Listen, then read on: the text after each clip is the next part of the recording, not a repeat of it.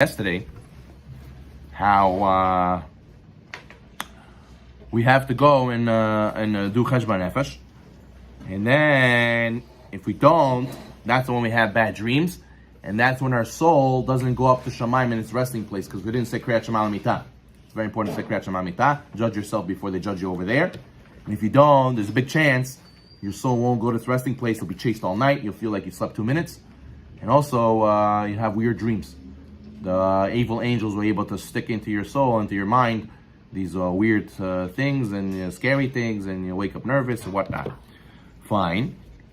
And he says that you have to be disgusted by the deeds of the Yetzer Hara. You have to get angry and upset about it. Just like we said yesterday, Baba Sali saw his daughter getting jealous of the other girl's doll. She yelled at her, "Jealousy! How could you get jealous?" And she saw how disgusted he was by it, so therefore, like burnt it up. Like in her heart, there was no more room for jealousy. She saw how angry he was with it. Now, obviously, he wasn't angry at her. He was angry at and disgusted by the bad feeling. And when a person teaches himself, sheker, I have nothing to do with sheker. Sheker is disgusting. Sheker, stay far away from sheker. So when he gets to that point, he realizes that it'll help him tremendously to be able to have his Yetzer Tov beat his Yetzer Hara. So then he says, you have to say to your animal soul, how much longer will you hide before the blessed infinite light? Which means that you have to realize how he's taking away from you so much, the Yetzer Hara. He doesn't want you to get to connected to the Or Ein Sof. You have to remember that infinite light floods all the worlds. Hashem was, it is, and will be. Even the place I'm standing, Hashem is giving light this second. A lot of times the Yetzer Hara makes us forget. Hashem sees, right? The wagon driver, right? There was a good driver driving the rabbi. He pulled over and he was going to get an apple, and he said, "Tell me if somebody's looking." He said, "Somebody's looking. Somebody's looking." He said, "Where? I don't see anybody." He says, "Somebody's looking." Hashem is looking. So a lot of times we forget that every place where I'm standing, literally, even where I'm standing, Hashem is giving light and giving a life force every second. How could you say to do something against Hashem? V'ata min nuval. You have to tell the Yetzer Hara, you're a wretched one. You're crooked. You are nasty. You make people try to deny the evident truth. Like Hashem, we're all in front of Him as zero. How can we go and do against Him? Through this, when you follow all this advice, you'll obviously have no more bad thoughts, and you'll be able to serve Hashem with clarity.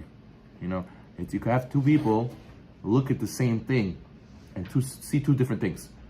There's these famous paintings.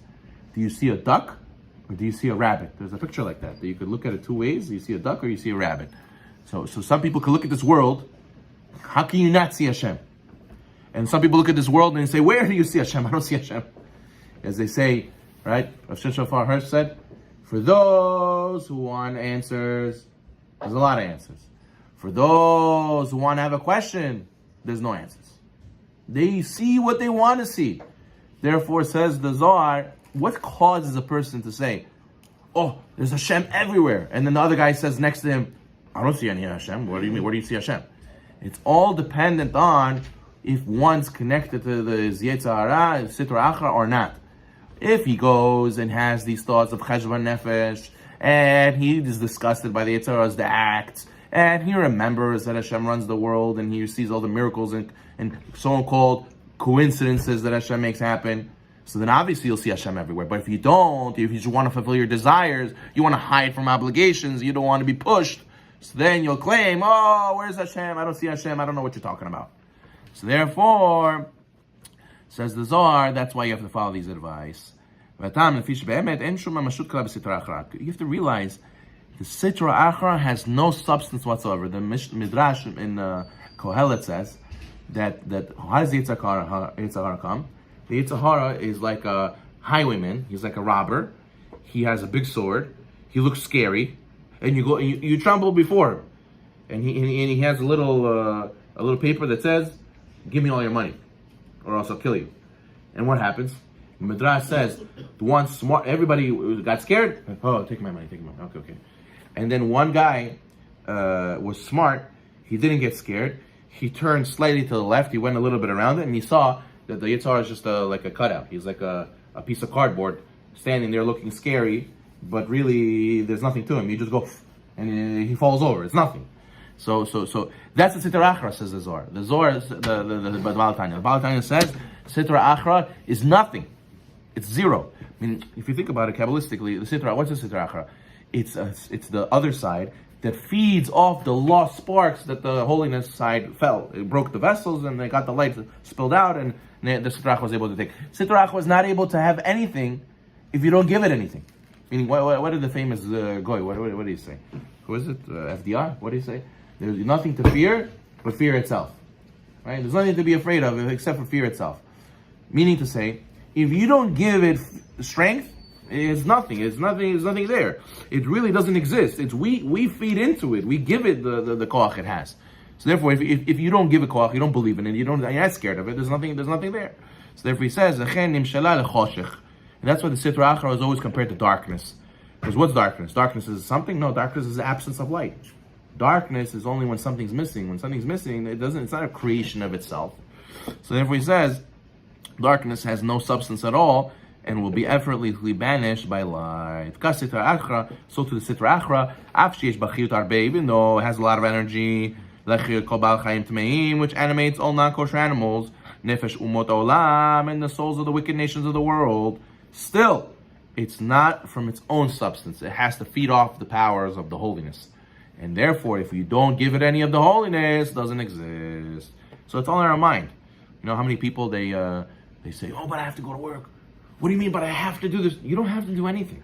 It's all in your mind. You don't have to be at work. Nobody said you have to be at work at 9 o'clock, and only if you work at 9 o'clock, then you make money. If you go at 11, then you won't make any money.